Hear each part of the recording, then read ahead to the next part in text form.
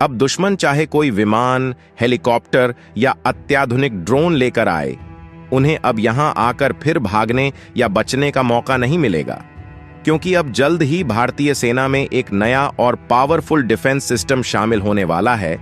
भारत का यह कदम न केवल राष्ट्रीय सुरक्षा के लिए महत्वपूर्ण है, बल्कि यह अंतर्राष्ट्रीय स्तर पर भी भारत की सैन्य ताकत को प्रदर्शित करेगा। और जो देश अपने आप को सबसे शक्तिशाली समझने की भूल कर रहे हैं, वो अब भारत के आगे झुकने वाले हैं, क्योंकि भारत आत्मनिर्भर मिशन के तहत एक से बढ़कर एक खतरनाक हथियार बना रहा है।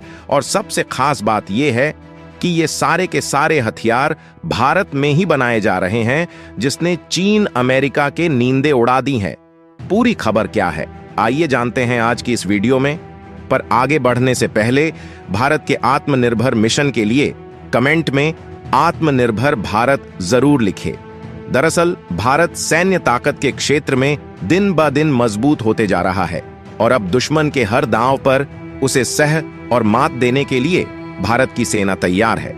और हाल ही में जैसलमेर की पोखरण फील्ड फायरिंग रेंज में DRDO ने very short range air defence system missile का सफल परीक्षण कर एक बड़ी उपलब्धि हासिल की है, जिसने भारत की सैन्य ताकत को बढ़ा दिया है।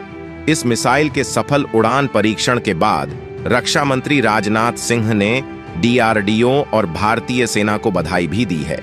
गौर करने वाली बात यह है कि यहां पर बेहद कम दूरी की एयर डिफेंस मिसाइल सिस्टम के 3 सफल परीक्षण किए गए, जो 4th जनरेशन का डिफेंस सिस्टम है और इसे बेहद कम दूरी पर कम ऊंचाई वाले हवाई खतरों को बेअसर करने के लिए बनाया गया है।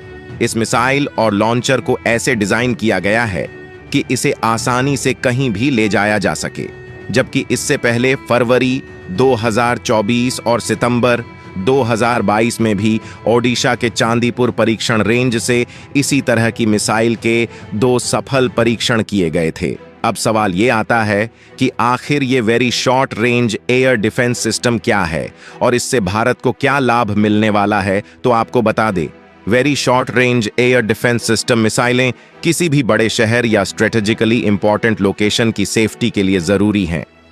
इसे research centre Imrat RCI Hyderabad ने DRDO और भारतीय कंपनियों के सहयोग से बनाया गया है। और यदि आपको नहीं पता तो बता दें, भारतीय सेना का मौजूदा स्टॉक जैसे एयर डिफेंस गन्स L70 और ZU-23 4 दशक से ज्यादा पुराने हो चुके हैं। ऐसे में भारत का ये नया डिफेंस सिस्टम भारतीय सैन्य ताकत को और अधिक मजबूती देगा। खास बात यह है कि यह डिफेंस सिस्टम अलग अलग रेंज की बैलिस्टिक मिसाइलों से बचाव के लिए बनाया गया है और इसके लिए 2 लेयर वाली इंटरसेप्टर मिसाइलें, यानी कि दुश्मन की मिसाइलों को मार गिराने वाली मिसाइलें बनाई गई हैं, जिसमें पहली है पृथ्वी एयर डिफेंस और दूसरी है एडवांस्ड एयर डिफेंस। बात करें पृथ्वी एयर डिफेंस की, तो इस डिफेंस सिस्टम की मिसाइलें बहुत अधिक ऊंचाई पर जाकर दुश्मन देश की मिसाइल या दूसरे हवाई खतरे को तबाह कर सकती हैं, जिसमें पृथ्वी सीरीज की सभी मिसाइलें शामिल हैं।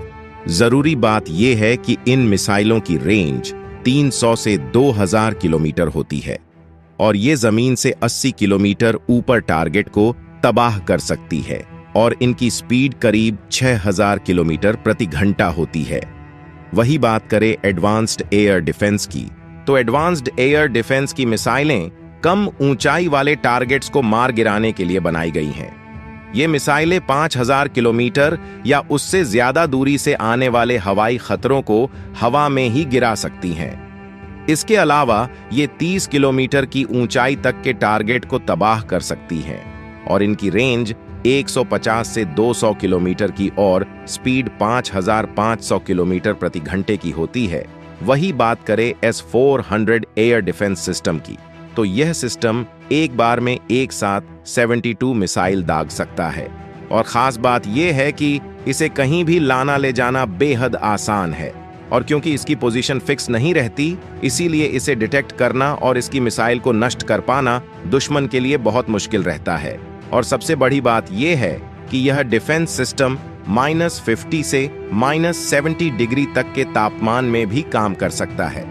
इसमें 4 तरह की मिसाइलें होती हैं, जिनकी रेंज 40, 100, 200 और 400 किलोमीटर तक होती है, जो 100 फीट से 12 किलोमीटर तक उड़ने वाले हर टारगेट को पहचान कर गिरा सकता है।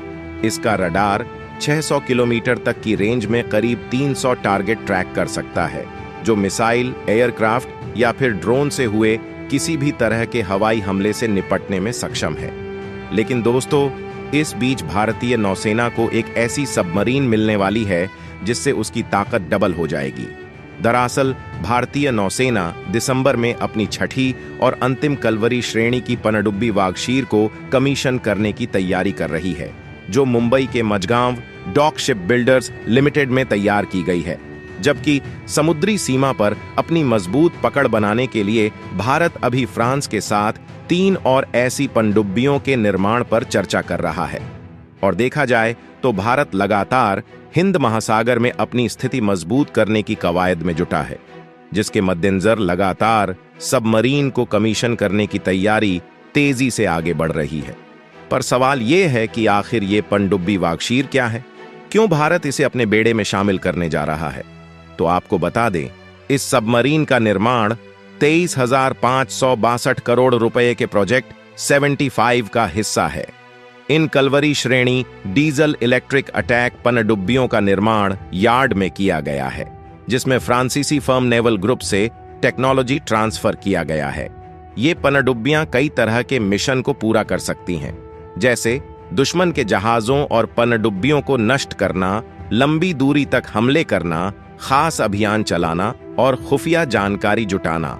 और अगर आपको नहीं पता तो बता दें, भारत हिंद महासागर में अपनी स्थिति मजबूत करने के लिए Mazagon Dock Shipbuilders Limited में ऐसी 3 और पनडुब्बियां बनाने के लिए फ्रांस से बात कर रहा है, जिससे हिंद महासागर में चीन की बढ़ती ताकत और नियमों पर आधारित अंतरराष्ट्रीय व्यवस्था को चुनौतियां मिल रही हैं।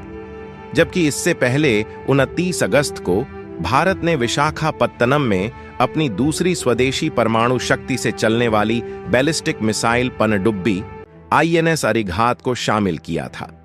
तो देखा जाए जिस तरह के हालात आज दुनिया भर में पैदा हो रहे हैं, जहां रूस यूक्रेन युद्ध के बाद अब ईरान इजराइल के बीच भी जंग छिड़ चुकी है, तो ऐसे में भारतीय सैन्य ताकत को और भी ताकतवर होने की जरूरत है। और इसके लिए भारत एक के बाद एक बड़े कदम उठा रहा है। और हाल ही में भारत ने very short range air defence system missile का सफल परीक्षण कर एक बड़ी उपलब्धि हासिल की है, जो देश की आत्मनिर्भर रक्षा क्षमताओं को और मजबूत करने की दिशा में एक महत्वपूर्ण कदम है। और हमने आपके लिए काफी रिसर्च किया है, उसके लिए वीडियो को एक लाइक करके चैनल को सब्सक्राइब कर लीजिए, साथ ही बेल आइकन को ऑल पर सेलेक्ट करें। जय हिंद, जय भारत।